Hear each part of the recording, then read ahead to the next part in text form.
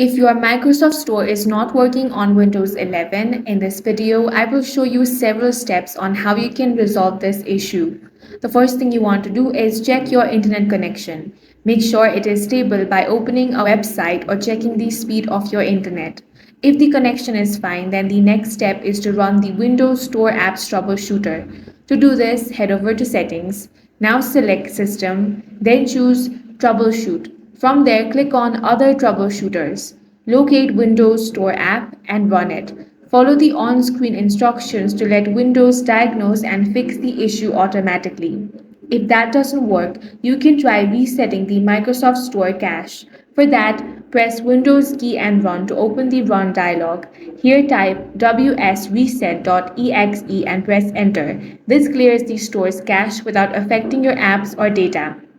Next, you want to open up your settings, then go to Apps.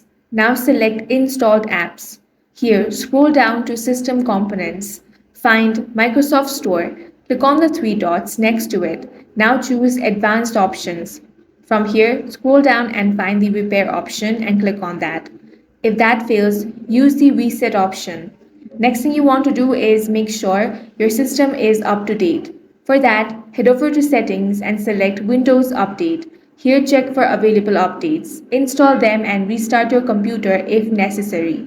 That's all for this video. If you found it useful, make sure to hit the like button and subscribe for more videos like this.